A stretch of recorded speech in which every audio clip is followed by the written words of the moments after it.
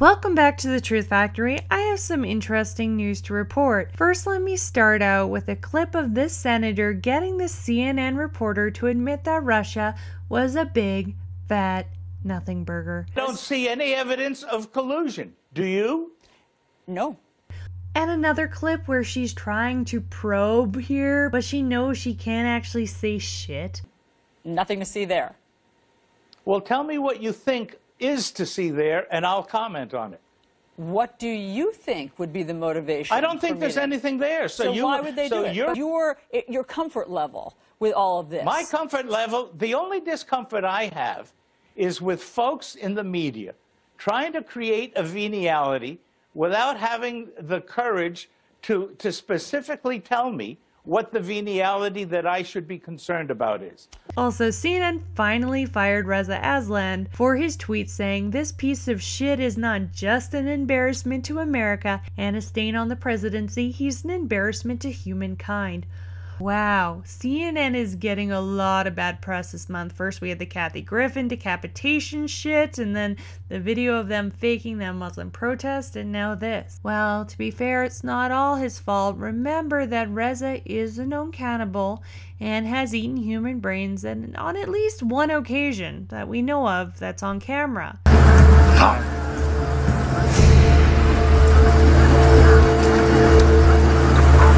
And we all know that eating human nerve tissue can cause Creutzfeldt-Jacobs disease, aka mad cow.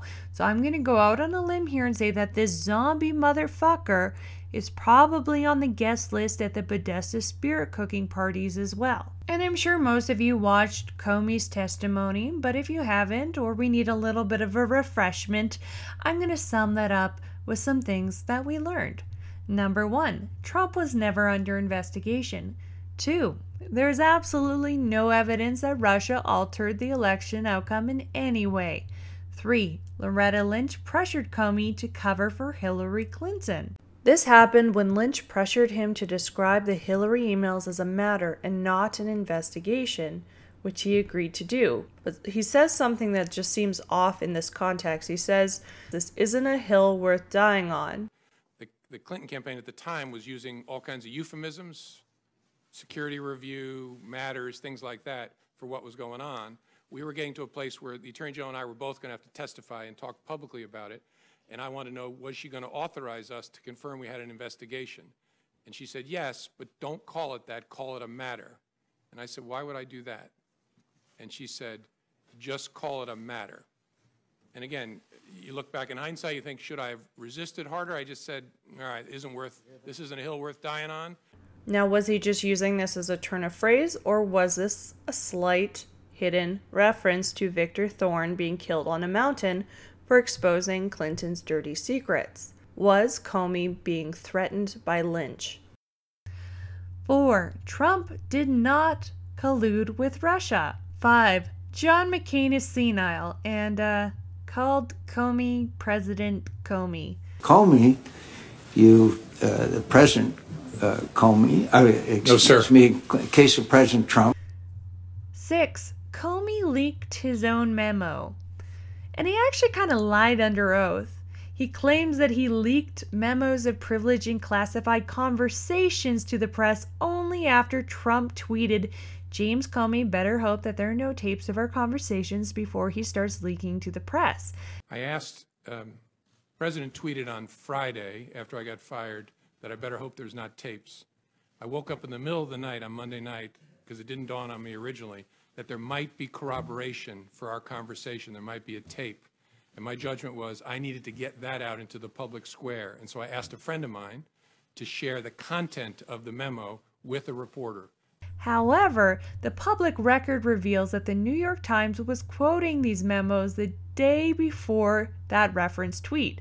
So he leaked it before then and lied about why he leaked it. So honestly, we can say he just leaked it solely out of retaliation for getting fired. Also, there's another theory of why Trump really fired Comey. And yes, it has to do with Seth Rich. It's a bit of a stretch, but bear with me, it's a good one. In late April, Comey was in New Zealand. This is a Googleable fact. Googleable? It's a word now, I guess, because I said it. It's a word. A spokeswoman for the New Zealand Prime Minister Bill English said New Zealand's government is hosting a conference this week with a number of senior officials from overseas, but she couldn't comment further due to specific security requirements. A super secretive meeting in New Zealand. But why New Zealand? What does it have to offer? Is it its hobbity splendor? Do you think Comey went all the way there to fucking simply walk to Mordor? What else can only be seen in New Zealand that is illegal to import into America? Kim.com.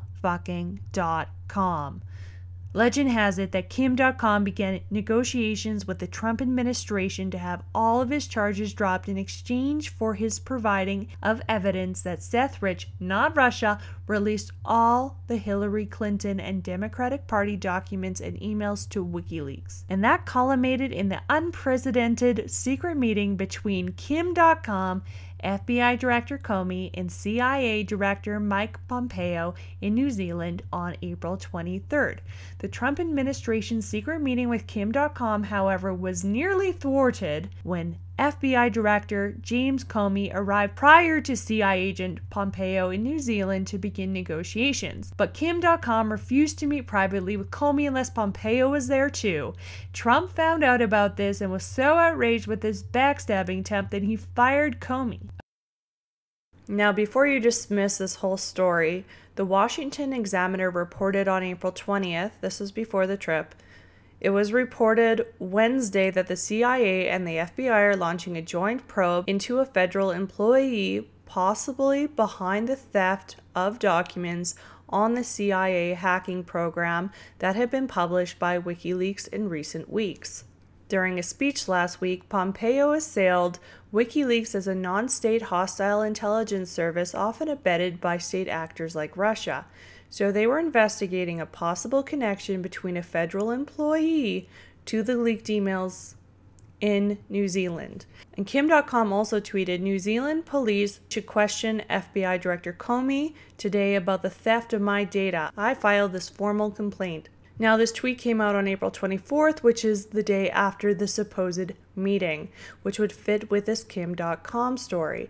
Comey stole .com's data. .com. Oh yes, guys, Trump already knows about Seth Rich. It's his trump card, and now would be the time to play it. Drain the swamp. The Russia thing is completely over. Now let's get back to solving Seth Rich's murder. And I know I kind of wrapped up the Seth Rich thing in my last video, but it's not over until it's over, and they're all behind bars, so I'll keep updating as I need to. Thank you. Have a great night.